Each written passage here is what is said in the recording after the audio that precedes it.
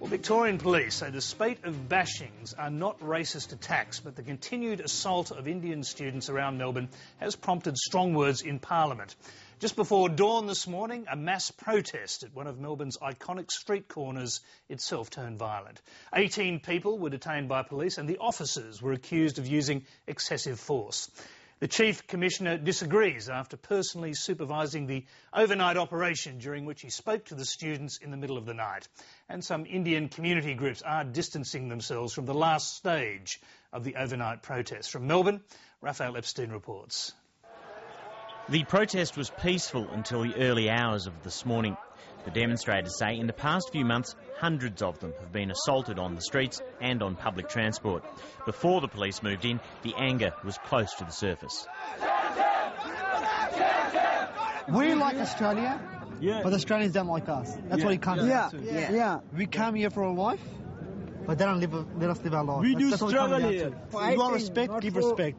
If you don't give respect, then you'll talk to our fist. When there's assaults on trains, all we're asking is for people to support us. We're asking if they're on the train, they see something that's happening to any immigrant, to anyone, not just the Indians, anyone they see any assault, they should stand up. They shouldn't back off just because we're Indians. Some in the crowd aimed their venom at the officers standing near Flinders Street Station's well-known clocks. Later, the police decided to pull the protesters away before any commuter traffic began. Some in the crowd say that was excessive force. I think it was the very definition of police brutality, that we were exercising our democratic right to protest. I saw police officers punching protesters in the face. I saw one police officer had a baton drawn and attacked someone in the leg. I also saw a police officer kick a protester in the chest. After more than 80 police had taken some of the demonstrators away, detaining nearly 20 people and charging 2 of them, the crowd clearly decided they'd had enough and they ran to the relative safety of the train station, though they were pursued in there as well. Simon Overland says the night was overtaken by those with another agenda. There were other people who became involved. Most of them weren't Indian. They were there for their own reasons, and I think the whole thing just got hijacked and got out of control. With international attention on his officers, Simon Overland was there this morning and personally entered the crowd. We'd been in discussions with them for a long time.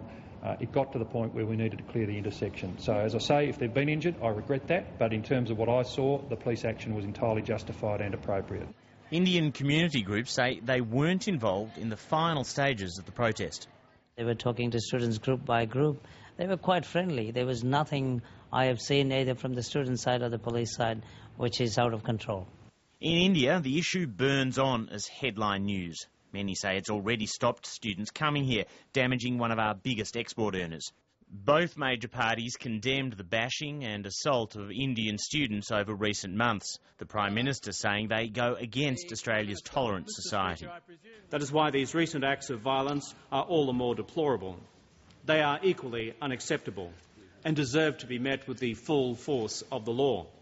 The police in Victoria dismiss any significant element of racism in these crimes, but politicians know it can have a big political impact. These recent brutal events in Melbourne threaten that peace and that tranquility. And as political leaders, it's incumbent on all of us to speak out against them and speak out loudly. Despite the vehemence of the protest, established Indian lobby groups say they've been working closely with the police. What we have come across, they give us a report on day-to-day, every month, what's happened. And I'm quite confident in their capacity and their level. They are trying to do their best. More demonstrations are planned, but the Victoria Police have a warning. Overdo it and they risk losing public support. They've made their point. They've made it very powerfully. It's a point we already understood, but they've made it to the rest of the community, and I think the rest of the community understands it. If they're not careful, they'll overplay their hand, and the support for them will quickly evaporate. Police say they will continue to meet with community and student groups. Raphael Epstein, Lateline.